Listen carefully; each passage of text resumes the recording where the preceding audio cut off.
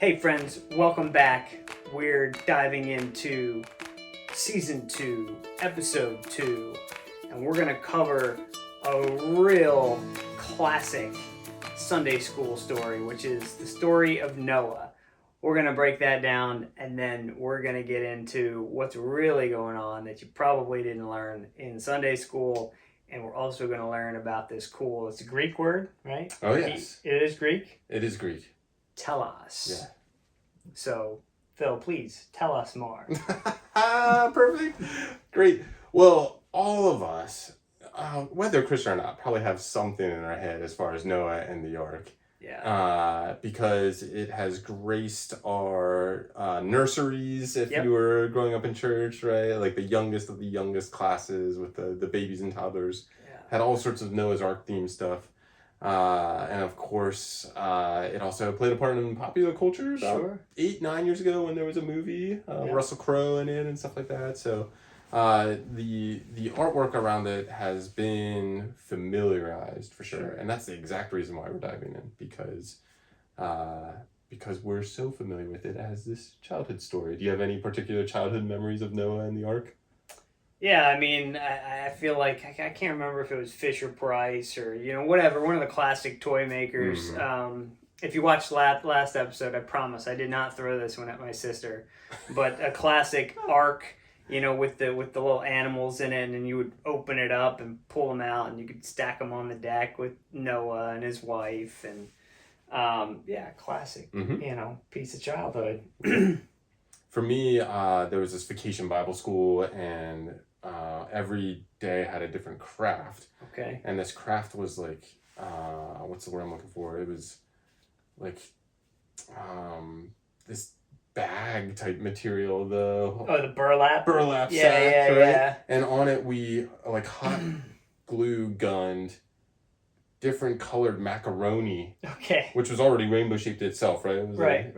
Into like red, orange, yellow, green, into a rainbow, and had like a verse from the passage I read. And it remained on my wall all through my teenagerhood. It was one of those things where like I couldn't take it down for some reason. It was the thing that I passed by as I walked in the room and out of the room.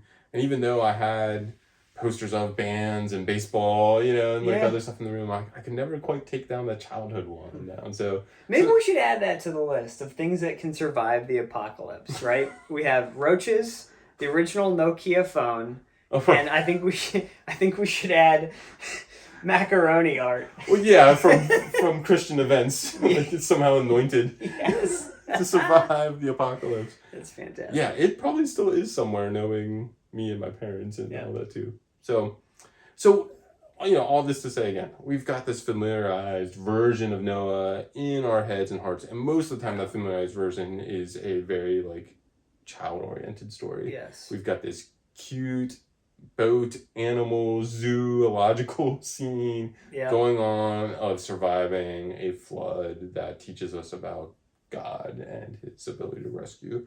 It's a good story. Yep. It's just not the biblical one. Right. It's not the biblical one in its fullness. And so with today, the things that we're going to be looking at is like, what are some of the nuances that get glossed over in Genesis 6 through 9? We're only going to be looking at 6 and 9, but what are some of those bigger nuances that get looked over?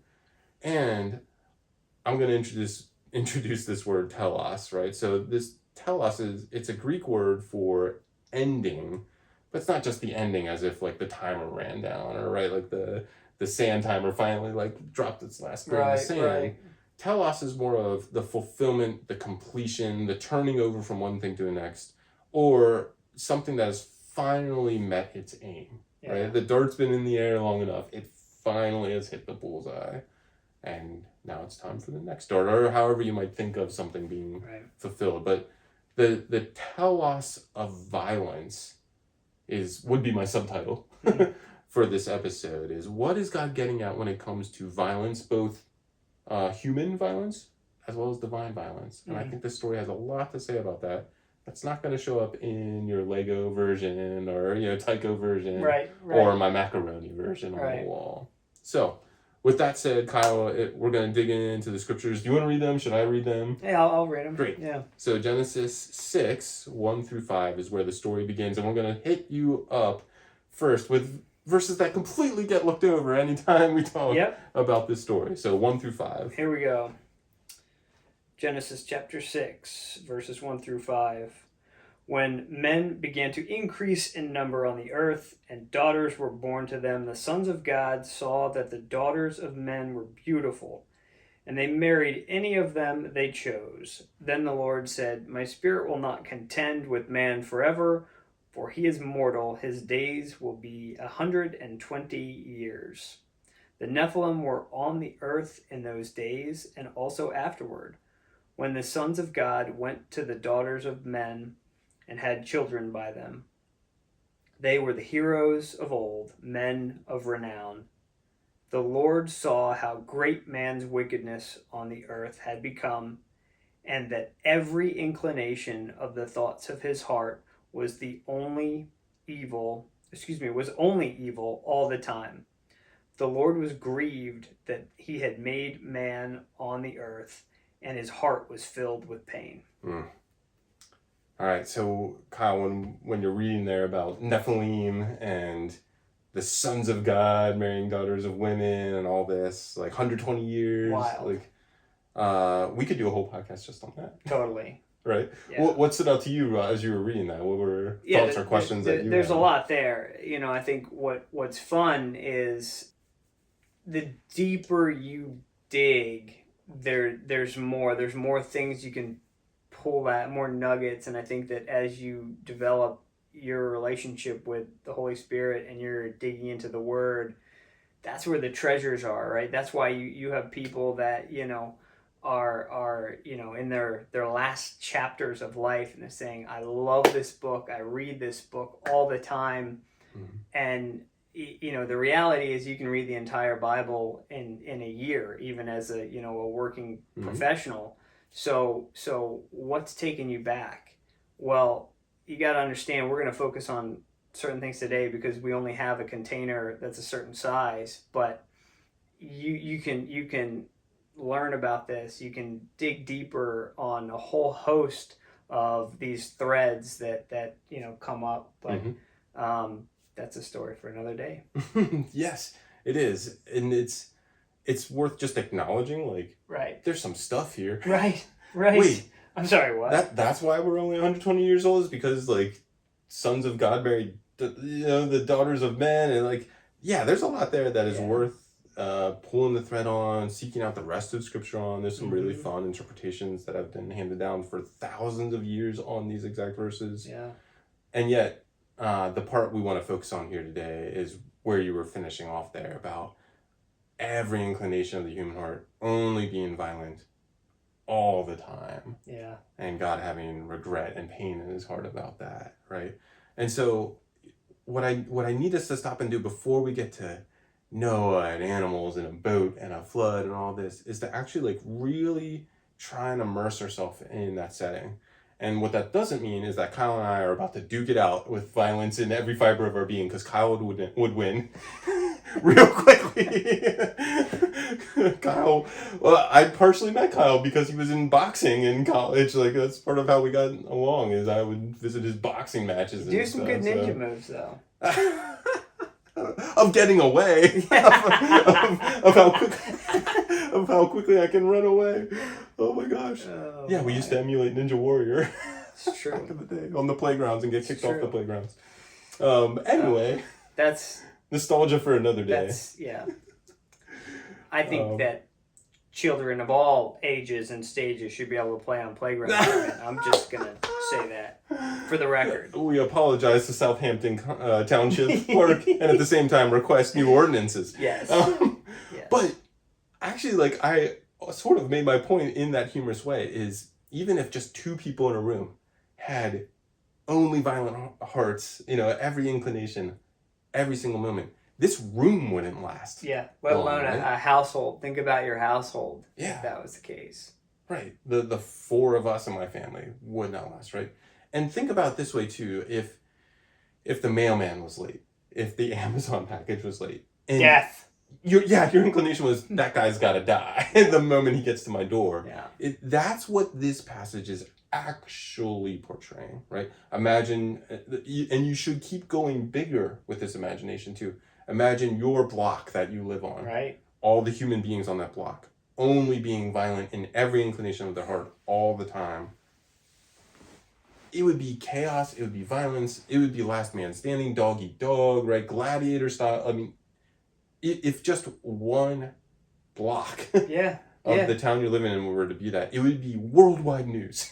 It would be viral news that made it worldwide. And so I think this story, to get back to the point, this story is about violence, but not just like divine violence, not just like human violence. It's about violence and what we do with it and what happens when violence enraptures our heart, which I'll just allude to the fact that violence is a big issue in the news here in America right now. It captures our attention. We have lots of questions, from politics to guns themselves to violence itself going on. So we already do have a taste of that. And yet this is worse, is the picture that's trying to be painted. This passage is trying to say, imagine the most violent time you can think of and make it a virus that has infected everybody. Is that too soon with a pandemic in the background of our minds too, right? It's applicable. It's So think about it in the most grandiose, ubiquitous, cosmic terms that you can, and that's the setting of this flood. Right. That's the setting that you're walking into, and that's a setting that's easy to forget in a classic Sunday school telling of this story. Yes. Yep. So let's read verses 6 and 7, because we have the setting, and we're going to see the beginning of God's response to this ubiquitous violence. Perfect. Here we go. Chapter 6 or verse 6. The Lord was grieved that he had made man on the earth, and his heart was filled with pain.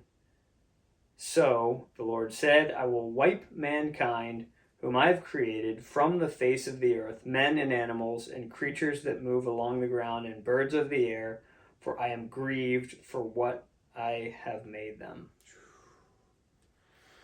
Yeah, so this is a heavy 2 verses, especially as we were digging into the character of God. So far, God has been depicted as this generous creator of the whole of the universe. He has set humans up to bear his very image in that generosity and in that ruling over the world. He has called us to be his partners.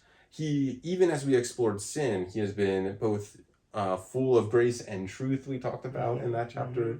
And he has dealt with Cain so graciously in the last episode. If you want to go back an episode, Cain was just being a numbskull, even to his own sins, and God was gracious towards him and even like giving him second chances. Right. And here we suddenly, quickly have God grieving in his heart that he even created human beings and saying, I'm going to wipe them off the face of the earth. Yeah. And now without all of that previous context, right? I did that for a minute to remind us, like this isn't just like God, like, oh man, right? Cain killed Abel and now I'm done with humanity, right? It's not like one mistake. It's this ubiquitous, worldwide, cosmic virus of violence. Yeah. And God is feeling grief over that. Yeah. And so if we, right, like we both have 2 children, right? Like if our 2 children started going at it and we're only violent with each other all the time, even to murderous threats and acts, we'd probably feel some grief in our hearts too, right? Even for a week, let alone as long as this has been going on, like, what is going on? What have I done? My actions caused this existence to have the possibility to turn into this, and did I make the right call? Yeah, something of my substance, of my being fed into this generation being violent all the time. Yeah. Right? And again, we can expand that to, like, imagine your city planner looking over your city block, seeing it being violent all the time. That city planner might, like, have all sorts of, oh man, I regret that I ever designed the city this way and participated with other things this way that made. So when God has that grief, I think we resonate well with that grief, with that regret, with that pain in his heart. What we don't typically resonate well with is, I'm going to wipe everyone off the face of the earth. Sure. Well, and the other thing too is like, oh, why, God's grieving, God's perfect. And yet I think we get, it's another thing we won't go down the pull on this thread really and follow this trail, but I think it does touch on the Father's heart for his creation, for his loved, very loved creation. If the love wasn't present first and foremost, I personally don't think the grief would be there. That's right. This could be entertaining, right? God gets out the cosmic right. corn and just right. Oh, look at that guy! He got him with a mace in the face. right. No, he loves. No, this is not what I intended. There's grieving in a way that only a loving father can do. Okay, now what? How does this get corrected? That's right. On a grand scale. Yeah, that's right. And so on that grand scale, and as God is grieving, but also threatening, for lack of a better word, of like wiping out all of creation, we need to remember that the Father's heart, and then also, this isn't just, again, it's not just a vengeful God saying, I'm done with this, I'm wiping it out. There's a couple of things going on here. One is, if every inclination of the heart was only violent all the time, let's actually, blasphemous as it may be, let's remove God from that picture just for a second. If every inclination was only violent all the time, the end of that is going to be just one person standing. Right. And maybe not even. Right. Maybe there's like final blows that kill each other for the last two remaining humans that are still violent towards each other. Right. So when God is saying that he's going to like wipe off all of humanity, and it's interesting that he includes the animals too in this sense. We'll get to it in a different sense in a second. But I wonder if they were already starting to like domesticate the animals for their own violent purposes as well. Right? Which we already see that. Sure. Right? We've seen that throughout human history. Sure. Elephants used for war, dogs used for violence. I mean, just all chicken fighting. Yeah, I mean, we've got all sorts of ways that we've already done that, right? So, where was I going with that? So, the idea here is when God's saying he's going to like wipe humanity and animals off the face of the earth, it's not just like vengeance. It's actually accelerating the telos of that violence, the end of that violence, quicker for a purpose that he has in mind. Part of that purpose is the second point. The second point is this resembles creation, right? Humans and animals interacting with God and everything. And by wiping them out with a flood, we're actually going backwards in the creative order, if you remember Genesis 1. Genesis 1 started not with nothing, but with the earth being covered by chaotic water.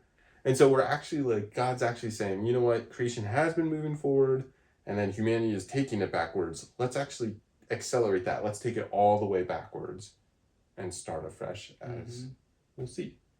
Any thoughts on that before we read the next verses here? Nope. So let's get into Noah himself. So verses 8 through 14, a little bit of a longer passage, but worth it. All right. Picking up in verse 8. But Noah found favor in the eyes of the Lord. This is the account of Noah. Noah was a righteous man, blameless among the people of his time, and he walked with God. Noah had 3 sons, Shem, Ham, and Japheth. Now the earth was corrupt in God's sight and was full of violence. God saw how corrupt the earth had become, for all the people on earth had corrupted their ways. So God said to Noah, I'm going to put an end to all people, for the earth is filled with violence because of them. I am surely going to destroy both them and the earth. So make yourself an ark of cypress wood, make rooms in it, and coat it with pitch, inside and out. Yeah, great. Great. So in the previous episode, we had a character that received favor. It was Abel, right? So Abel brought an offering to God, as did his brother Cain. They both bring offerings, and Abel finds favor with God. And Abel suffers violence. He dies, and God is able to hear his blood and all of this. This time, okay, a righteous character receives favor, and instead of suffering violence, God's going to rescue this one from violence. Yeah. I just think that's kind of interesting, but in terms of violence being this corruption is what this passage said, right? So, think about iron being corrupted with rust, right? Like it's no longer really iron. It actually has another chemical component Right. to it that makes it something other, right? So, God is saying, okay, with this one with favor, I'm not going to let violence have its way. So I keep coming back to violence in these general terms because of what is the story of violence? Where is it going? What does it tell us? Well, now it's like God's like, I'm not going to let my favored ones suffer again. Which, like, I could go a personal direction of that, right? With all the different suffering in my own life, with some of those that I love the most, right? Like, I'm thinking through some of your story, like, the promise that suffering will be rescued from God, eventually from our suffering, that in itself could preach and be an episode. But that's part of this story as it concerns violence as well. Violence won't always be the end. Right. Violence And each won't always story cause is suffering. different too. It's not, hey, here's no. All the elements are considered, which I think is worth noting, that this isn't some big black and white, did this happens. No, we serve a God that sees the unique situation and is able to come into that in different ways to still accomplish the same end, which is pretty wild. Yep. It is really wild, and it's helpful to think about it in the sense that, like, beginning to, like, learn to trust God more and more with that story along the way of the uniqueness of my story, no matter what the twists and turns are. That God doesn't want violence to be the end of that, is beginning to build into the story of the Bible, and should begin to build into our own end here as well. So we already talked about, like, okay, here's this flood and what it's going to do, and now he's prepping Noah for how to survive that. The one fun part about this that I'll add, and then we'll look to the end of the scripture that we're going to look at today, is God is going back and decreating all of creation. There's going to be this chaotic waters that cover the earth, except for this one little bit of tree, right? So there's a tree that's specifically listed here. I forget what it is, right? Some sort of cypress or something, I forget, right? That's going to be formed into a boat and elevated above the waters with humans and animals in it. This is like an illustrative resemblance to creation story in Genesis 1, where out of the waters, this land with its trees is going to rise up on top of it and be preserved from the chaotic waters with humans, with food, and with animals. Yeah. So this ark is actually recapturing Eden in the midst of all this violence, in the midst of the flood, in the midst of everything else.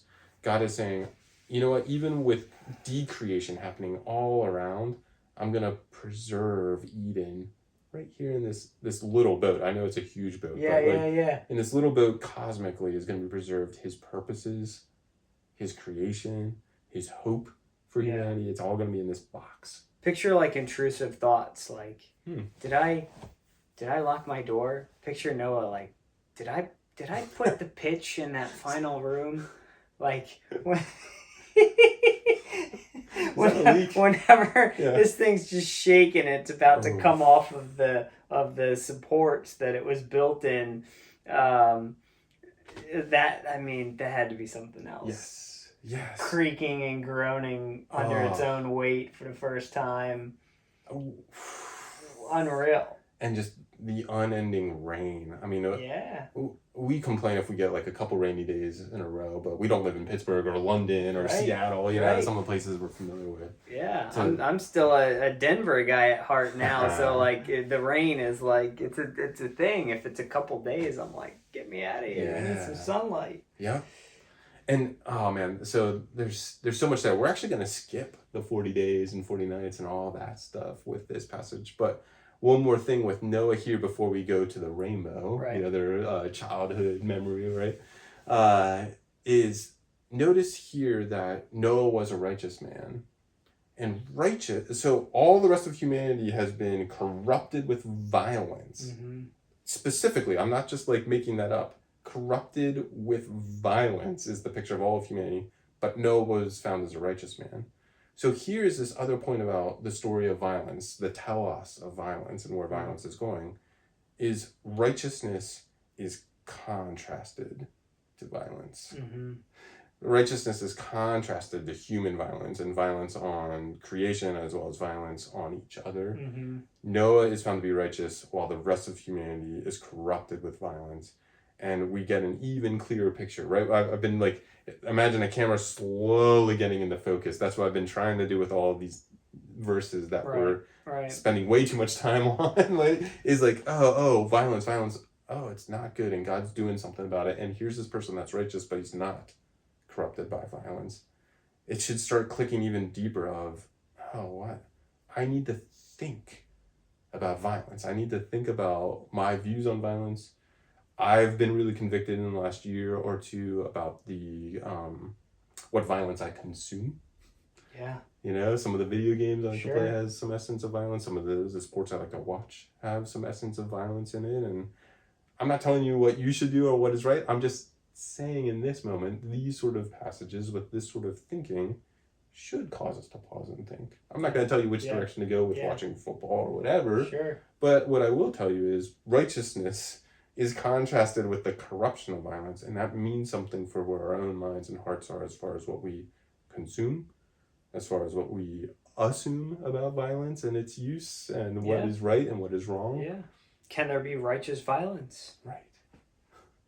Big questions that I'm not saying I have the answer to by studying these verses, but that I am saying we should pay really big attention if we've only got 11 chapters into this giant book. Right. Not even 11, 6 chapters, 9 chapters in. Right.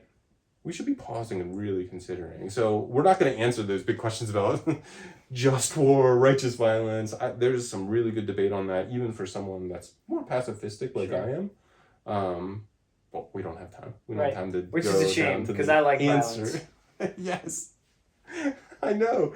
And I think that's part of the fun of our contrast. And Kyle and I are willing to get into it. The point of this particular one is what's God's view? What's God's telos on violence? So maybe in some opportunity to chat with us over social media or something in the future, we'll get into like some of the results of that. But for right now, we're going to keep looking at where's God going with violence. But the underlying point here, Noah being righteous contrasted with the corruption of man's violence should cause us to pause and consider our own violent ways and our own violent thinking, consumption, etc. Yeah. Good.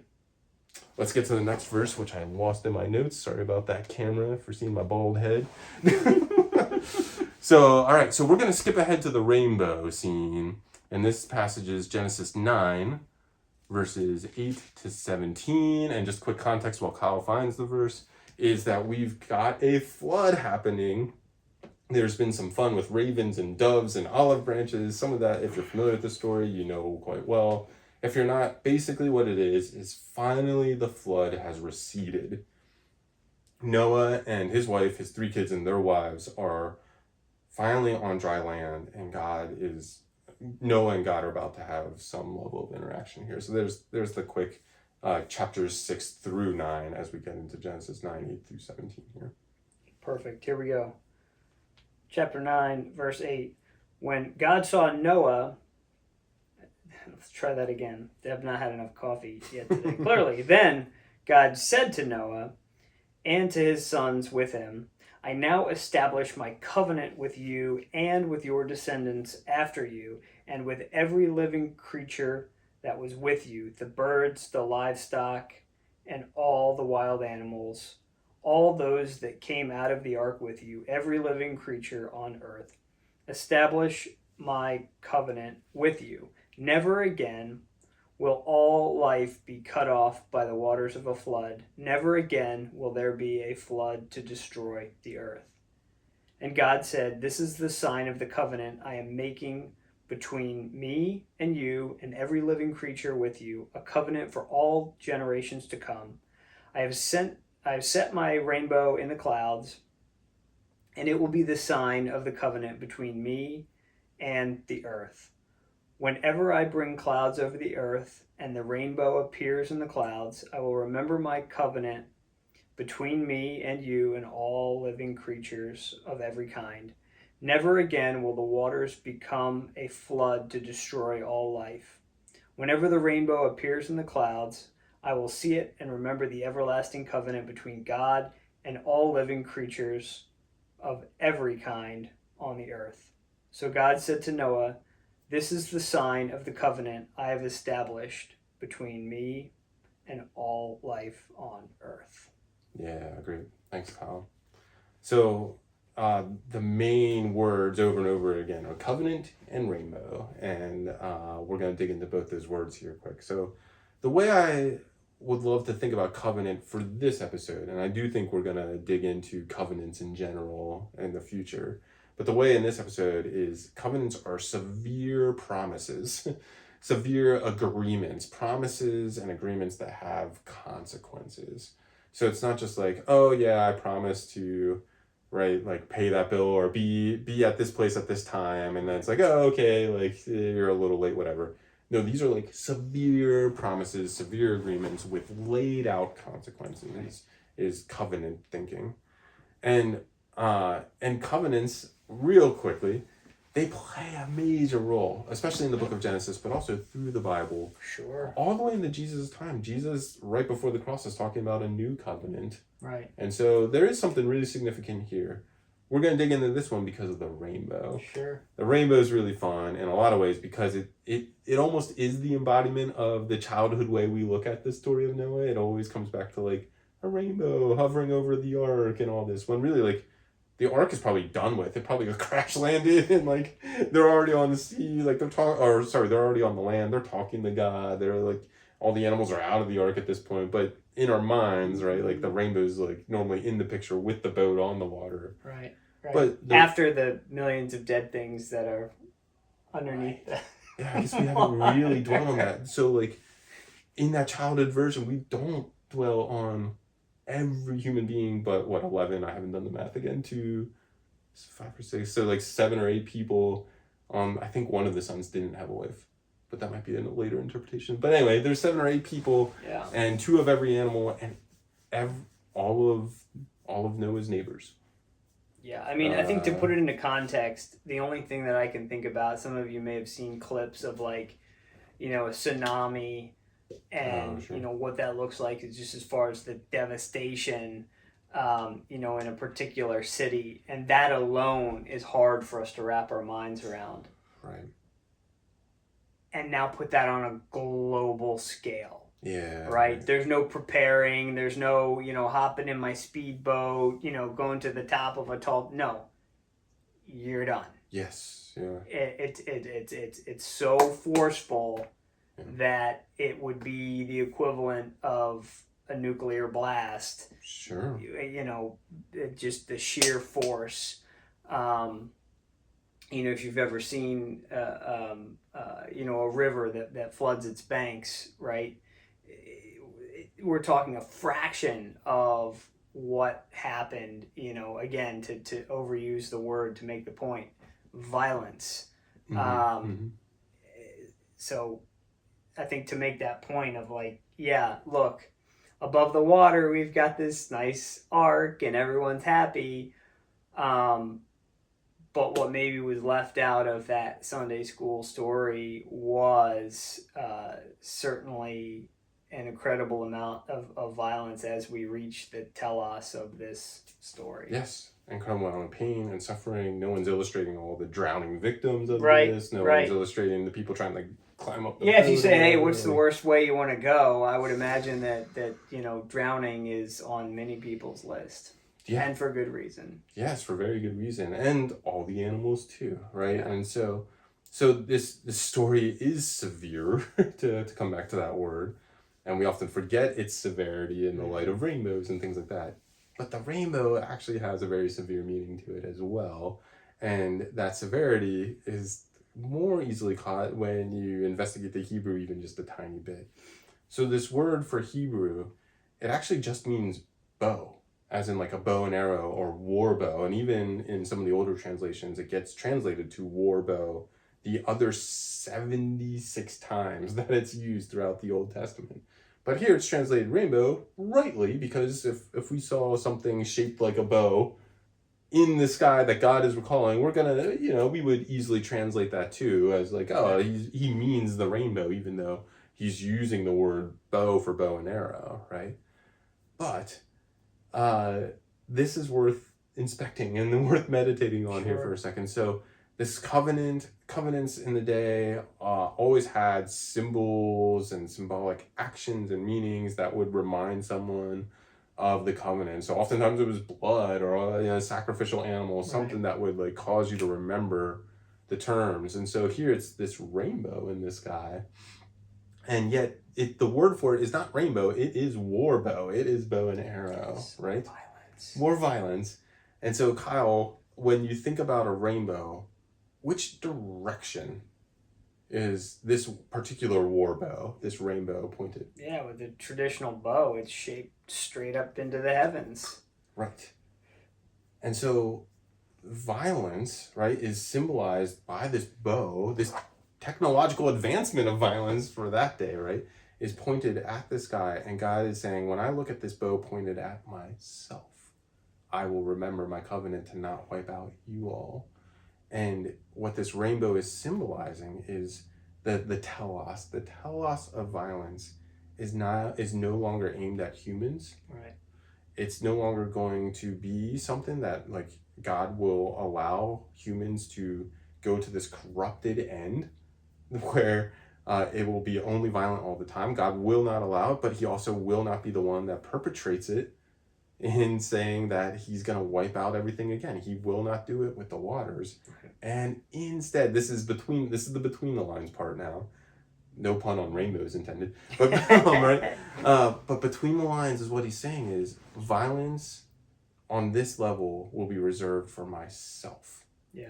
I will be the one suffering it. God says to his people by hanging this bow in the clouds aimed at himself. He's saying there will be a day where violence meets its telos at me, in me. And one day, Kyle, there will be God suffering violence on a cross, saying, it is finished. Yeah.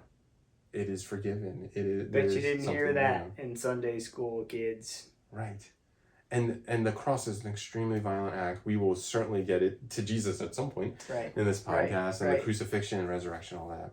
But kind of a main character. A little bit. Energy there. And here we have him and his crucified nature portrayed in Genesis 9.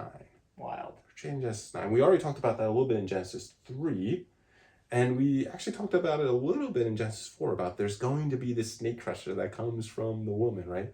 Here we have it again in Genesis 9. So the Genesis is already really, really setting the table and pointing towards this Jesus character that's going to come about at some point in so many ways. But to land the plane on this particular episode, God sets his war bow in the clouds, aimed at himself, saying violence has an end, and its end will be in his own suffering and not in the wiping out of human nature and animal nature ever again by the waves of the ocean. And that is the telos that he's calling us to partner in, to join in, right? Noah was a righteous man in contrast to the corrupted violence of everyone else. And now this, violence has its telos in its end of suffering being God's, not ours. Any thoughts on that before I get to our main invitations from this episode? Yeah, I mean, I think the only thing is understanding that there is a Noah's capability in each of us and a choice daily to not engage in the corruption around us, to not slip down in our standards because society tells us this is acceptable behavior. And when we look at ourselves, not to compare to others, but to compare to his standard, not in a condemning way, but in a continual search and process towards righteousness that will be rewarded. Mm-hmm. And knowing that process will give you the W at the end of the day. It may not be the easy path, but I'm guessing if you're watching this podcast, you're not looking for the easy path. You're looking for the right path that's going to be fulfilling, that's going to be rewarding, that's going to be full of wisdom and learning and rich, long-lasting relationships, legacy, etc. I could go on, but the fact is, take that with you, see what's that Noah in me that I can do. Maybe it's a simple choice to do what's right when no one's looking, or engage in that small act of kindness that the person you're being kind to, they may not even know it was you. Those are the types of things that we can do on a micro daily level that's going to increase our righteousness and set us on a proper path. That's really well put. Yeah, there's each character. You might have picked up on this as you've been listening through the episodes, especially once we started to introduce like the man and the woman in the garden. Each character has their test that they have to pass or not, right? The man and the woman are supposed to try and pass the test of the tree of the knowledge of good and evil. Cain has sin crouching outside of his door, ready to consume him. And will he let that lion crouching like consume him or not? In this story, I think we are the ones posed with the test. Noah kind of just goes along with building the ark, and he actually has his own test coming up later in chapter 9. So it's a whole nother thing. But once we get to this point, it's almost as if we are the ones facing the test of not going along with the corruption of mankind, violence or otherwise. And we're the ones that are like, will I choose to wait for God's rescue and choose righteousness? Or will I grasp rescue by my own hands, even if I have to commit to violence to get my own rescue? And picture it, and Noah's the last guy. Noah and his family, everybody else is on a whole different wavelength, right? Yeah. Imagine being that standout. And now, at least, thank goodness through, the advancements in technology, we've got brothers and sisters around the globe that we can reach out to for support, and know that, yes, it's still going to be difficult to choose righteousness, to be countercultural, but knowing that you're not alone in that, and take heart in the fact that in many ways the real rebels are you. The righteous rebels. The rebels of righteousness. Right? Because what's a rebel? A rebel is someone that's countercultural. Yeah. And right now, choosing righteousness, choosing to not engage in violence unless it's necessary, choosing to do what's right, not only for your own enrichment, but because it's the right thing to do, et cetera, et cetera, et cetera. Yeah, there's so many different corruptions in today's world that we could go over, but that's part of the point, is like, there's so many of them. Let's begin now. Take one. Whether it's violence or whether it's consumerism or like hyper politicization of everything, like there's so many things that like so easily like entangle us and get us distracted from righteousness. You don't have to solve all that in the next 2 minutes after listening to this episode. You just have to be open. Right. I think that's part of the point, is be open to being rescued by God in the midst of a corrupted world, and be able to just follow him then with that rescue is such an important lesson that, again, isn't in the artwork of rainbows and animals on a boat floating in the ocean. It's a real choice that Noah had to make in saying like, okay, I've been righteous up to this point. I'm going to make a boat, even though some scholars think it had never rained on the earth before biblically, which is another fun one. I've been trying to stay away from all these side points, sorry. But imagine that for a second, right? If righteousness meant building a boat because it's going to rain, even though no one knows what the word rain is. Like, that's the sort of courage that I hear Kyle trying to prescribe to us, is we know the corruption's out there. We know we just go along with it. Our inclination is to, it's just so much easier just to go along with the flow. Don't make waves, sit down. Yeah. Follow the herd. And yeah, its righteousness might mean like building a gigantic boat in your backyard when people are like, what even is rain? What's a boat? Right. So with that, I hope that you see these main two things, right? What Kyle was just talking about of, hey, the inspection of our own hearts when it comes to man's corruption in today's day and age and what that means to be a righteous standout like Noah was. But I also hope that you reconsider the telos of violence, the end game of violence when it comes to God. So with that, may you resist any sweeping form of corruption, especially that of violence, and trust that God's rescue is as certain as is the death and resurrection of Jesus Christ himself. Thanks for listening to the Invitation Podcast. If you enjoyed this episode and you'd like to help support the podcast, kindly invite others, see what I did there, Kyle, to listen in by sharing it with a friend, posting about it on social media, or even leaving a rating and a review.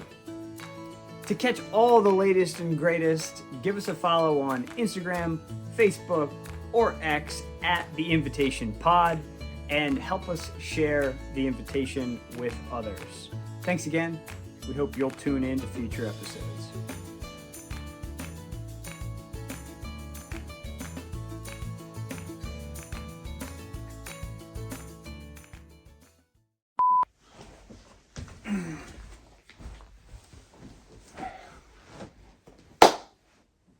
Welcome back, friends. We're jumping into episode 6? Episode 1 million? I just pulled the number out. 2 of this season. Okay, I have no idea what overall. I've got a degree in math, too. That's fantastic. We should probably figure out the seasons. We've got episodes kicking, but we'll chunk these into nice seasons so they're digestible. I don't like that. Let's start over. And with that, we'll see you on the next episode. There it is.